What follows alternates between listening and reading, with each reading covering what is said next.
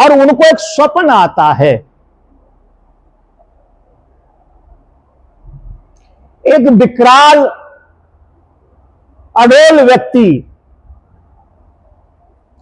और उनको गर्दन से पकड़ता है, कभी बालों से पकड़ता है और कहता है कि बहुत समय हो गया तेरे को यहां पाप करते करते, चल। तो पूछते हैं कि आप कौन हैं? तो कहता है कि मैं यमराज हूं, मैं यमराज हूं। तो कभी वो बहुत बड़ी तलवार दिखाता है, कभी गदा दिखाता है, कभी बहुत तरह के हथियार दिखाता है। और स्वप्न में राजा भागता फिरता पूरे महल में,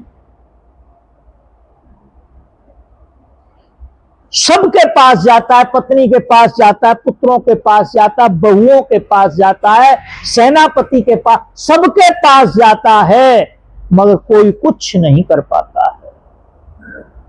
लास्ट में वह दुर्गा की प्रतिमा के सामने खड़ा हो जाता है, उस काली की प्रतिमा के सामने खड़ा हो जाता है और कहता है, हे माते, अब आप ही मेरी रक्षा करो, आप ही मेरी रक्षा करो। तो वहां से एक आवाज आती है, वहां से एक आवाज आती है। वैसे आप उनके जीवन को पढ़ सकते हैं, हमने तो गुरुओं के माध्यम से सुना है, अब सच झूठ क्या है हम नहीं कह सकते इस बात को। एक आवाज आती है और कहती है कि हे राजन, तेरे को धन चाहिए तो मैं धन दे सकती हूं, जन चाहिए तो मैं जन दे सकती हूं, सेना चाहिए तो सेना दे सकती हूं, और राज्य की विशालता चाहिए, सीमाएं और अधिक चाहिए, वो मतलब संसार की हर वस्तु में आपको प्रदान कर सकती हूं, मगर काल से बचाना मेरा काम नहीं है।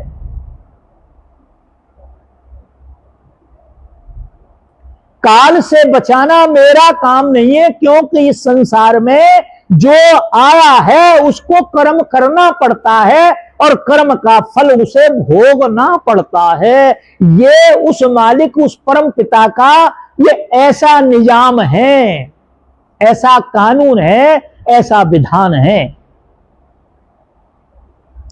राजा बड़ा असहाय होता है और जब वो वापस चलता है तो उसी मंदिर में से फिर एक आवाज आती है कि अगर इस काल से आपको बचना है, इस यमराज से आपको बचना है, तो आप किसी संत की शरण में जाएं, जो वहां से आपको ज्ञान प्राप्त होगा। क्योंकि जब उन संतों ने आपको ज्ञान का आशीर्वाद दिया तो आपने उसे बड़ा तुच्छ समझा। और इतने में राजा की आंख खुल जाती है और वो देखता है इधर उधर, तो वहां कोई नहीं है, ना कोई यमराज है, ना कोई काल है, ना कोई हथियार है, नहीं कुछ नहीं, वो अपने बिस्तर पे सो रहा है। बड़ा आश्चर्य हुआ उसे, और ये बात उसके दिमाग में आ गई कि जो बात दिमाग में आई है, जो स्वप्न में आई है, कहीं ना कहीं तो ये हकीकत होगी। सुबह दरबार में बड़े बड़े ज्ञानियों को बुलाता, विद्वानों को बुलाता है और उनसे पूछता है कि भाई कोई संत ऐसा आपकी निगाह में हो जो मुझे ज्ञान दे सके, जो मुझे ज्ञान दे सके, ऐसा कोई संत हो तो कृपया करके मुझे बताएं। कई लोग बैठे होते हैं। हमारे यहां उस समय एक बड़े संत प्रख्यात थे जिनका नाम था रामानंद, बनारस में रहा करते थे। राजा ने दूसरे दिन उनका जब नाम बताया तो राजा ने दूसरे दिन 2-4 गाड़ियों में अपना राशन पानी और जो कर्मचारी थे, भोजन बनाने वाले, टेंट लगाने वाले, पानी भर के, सब उनके जो सेवादार थे वो सब लगा करके लेके चल दिए। महीने में, 2 महीने में, 15 दिन में, कितने समय में वो बनारस पहुंचते हैं। और बनारस पहुंचने के बाद वो गली गली में पूछते फिरते हैं कि रामानंद जी की जो रिहाइश है वो कहां है। एक सज्जन बता देते हैं कि वो वहां। रामानंद जी अपने कक्ष में थे और अपने कक्ष में बैठ के भजन कर रहे, जो भी कर रहे संत करते हैं अपने तरीके से। तो महाराज पीपा ने कहा एक सेवादार से जो बाहर बैठा हुआ था कि जाओ महाराज को मेरा संदेश दे दो, हमारा संदेश दे दो कि महाराज पीपा आए हुए राजस्थान से अपने सेवकों के साथ, वो आपसे मिलना चाहते हैं। क्या कर रहे हो? महाराज पीपा आए हैं अपने सेवकों के साथ, वह आपसे मिलना चाहते हैं, राजस्थान के रहने वाले हैं। सेवक गया रामानंद जी से कहा, रामानंद जी ने कहा कि अभी हमारे पास समय नहीं है, उनसे बोल दो जाए वो।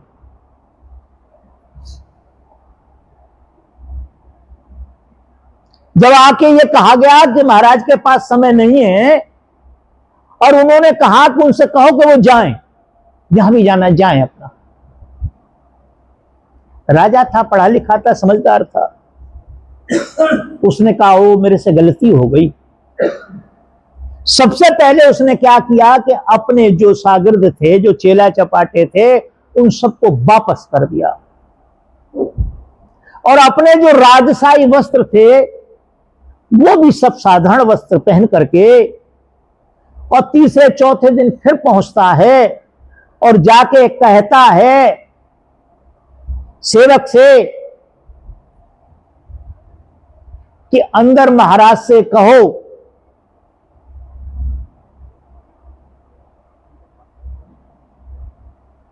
एक भक्त आया है, वो आपका दर्शन करना चाहता है। महाराज को पहले पता लगा कि मैं राजशाही, मैंने तो ये कह दिया कि कहना कि राजा अपने सेवकों के साथ आए, तो संतों को तो बड़ी चिढ़ होती है राजा वगैरह से।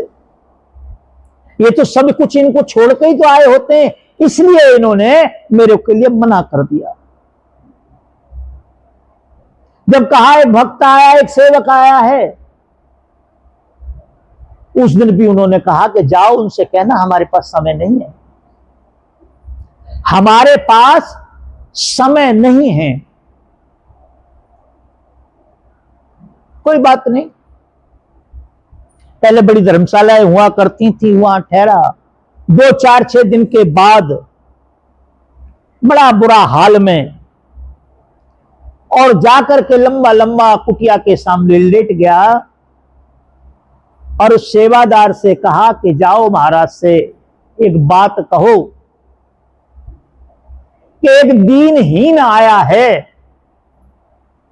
एक दीनहीन आया है, आपसे कुछ प्रार्थना करना चाहता है।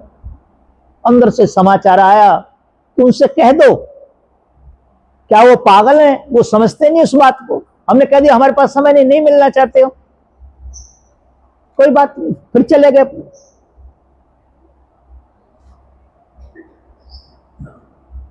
चौथी बार जब वो आए तो सेवादार से कहते हैं कि महाराज के चरणों में मेरी अर्ज करना, महाराज के चरणों में मेरी अर्ज करना कि एक भिखारी खाली झोली लेके आया है, कुछ भिक्षा चाहता है।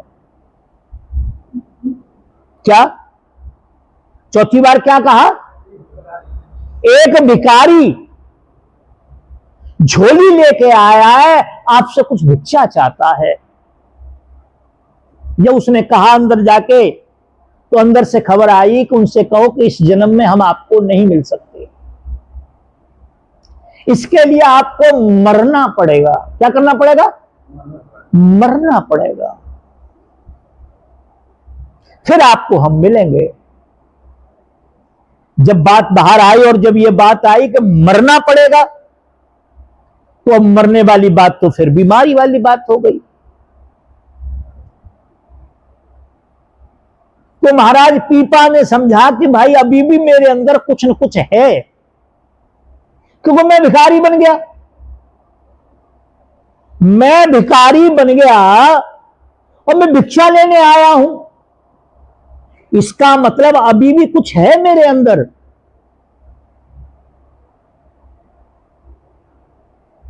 कि मन में एक विचार आया कि श्लोक को वो जानता था, क्योंकि श्लोक और दोहे चौपाई तो हम तकरीबन सब जानते हैं, पर उसके मर्म को, उसकी सत्यता को हम जानते हैं या नहीं जानते, ये अलग बात है। और वो दोहा अब ये नहीं जानते कि उसका था, उनका था, किसी और का था, कि गुरु के चरणन में धरो, गुरु के चरणन में धरो मन बुद्धि चित अहंकार। गुरु के चरणन में धरो मन बुद्धि चित अहंकार। जब कुछ आपा ना रहे, जब कुछ आपा ना रहे, तब ही उतरे पार। 5वीं बार कहा जाकर के तो ये दोहा बोल देना। जब उन्होंने दोहा सुना तो ऐसा बताते हैं कि रामानंद जी बाहर निकल के आए और निकल करके उन्होंने कहा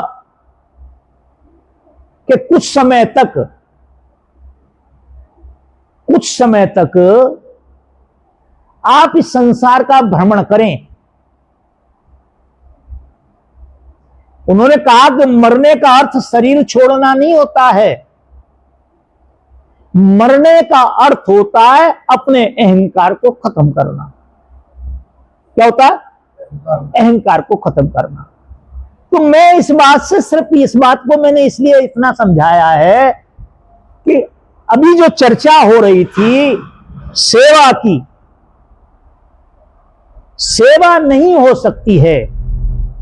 संसार का प्रत्येक काम हम कर सकते हैं। हमारे गुरु महाराज कहा करते, 1 रुपए में 1.25 सेर गर्मी होती है। 1 रुपए में कितनी गर्मी होती है? 1.25 सेर।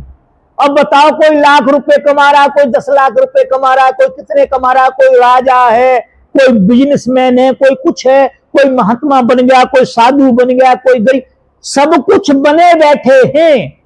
अब जो बने बैठे हैं उन्हें फिर क्या बनाएगा कोई?